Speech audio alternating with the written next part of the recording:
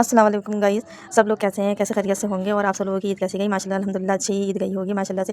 मेरी भी माशाल्लाह से अच्छी गई ईद, पर यह था मुझे थकान की वजह से मुझे बहुत फ़ीवर हो गया था।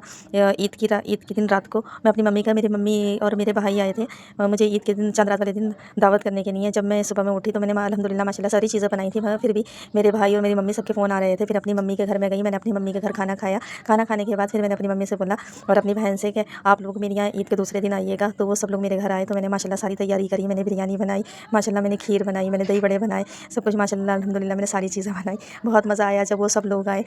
और आप लोग बताइए, आप लोगों के भी सब लोग मेहमान आए होंगे।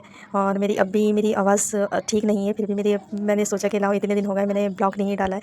देखिए मैंने माशाल्लाह अल्हम्दुलिल्लाह मैंने खीर बहुत ही अच्छी बनाई थी। मेरे हस्बैंड अपने सब दोस्तों को खिलाई थी। माशाल्लाह मैं बहुत ज़्यादा खीर बनाती हूँ, तो मेरे हस्बैंड के जितने भी फ्रेंड्स हैं तो ये कहते हैं कि भाभी के हाथ की खीर खिलाइए। तो माशाल्लाह अल्हम्दुलिल्लाह मेरे हाथ की खीर सब जगह जाती है। मैंने फिर छोले की मैंने चाट बनाई थी। मैंने फिर सब तैयारी कर ली। फिर जब भी मेरे घर कोई भी आने का होता है तो मैं सारी रात में तैयारी करके लेटती हूँ, इस वजह से कि सुबह में कोई परेशानी नहीं हो, बस आराम आराम से सारे काम करती रहूँ। फिर मैंने खीर तैयारी करी थी खीर की, और फिर मैंने बाउल्स में करी, और बाउल्स में करके मैंने सारी डेकोरेट करी, क्योंकि मेरे हस्बैंड जो है वो लेकर जाते हैं कि जब ठंडी ठंडी खीर हो जाती है फ्रिज में मैं रख देती हूँ।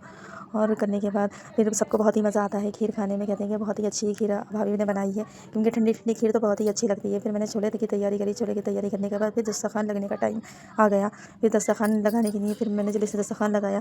दस्तरखान लगाने के बाद फिर हम जीशान साहब बोले, हमारे भांजे बोले लाइए खल्लो आप लेकर आइए, सारी प्लेट्स वगैरह लाइए, मैं दस्तरखान पे सब लगा देता हूँ।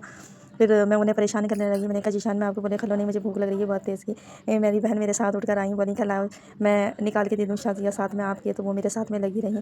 फिर मैंने सबको एक साथ सब दस्तरखान में बिठा दिया, क्योंकि अलग अलग से अच्छा नहीं लगता। मेरे भाई नहीं आए थे अपनी जॉब से, क्योंकि उसके दूसरे दिन भी जाना बहुत ज़्यादा ज़रूरी था, इसलिए क्योंकि उन्होंने कहा था कि मैं शादी बजी में रात में आऊँगा।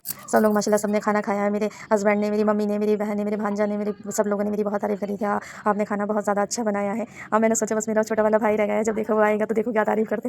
माशाल्लाह से जब वो रात में आए 12 बजे, और मेरे भतीजे छोटे से जो ब्लैक कलर का सूट पहने हैं, उन्होंने तो कहा कि ओहो, अपने भतीजे से पूछा, मैंने कहा नुमान कैसी हुई है बिरयानी, तो बोले ओ सो यम्मी अप्पू, बहुत ही सो यम्मी। आज के ब्लॉग से यही तक, आपको ये बताइए हमारा ब्लॉग कैसा लगा। अल्लाह हाफ़िज़। आप सब लोग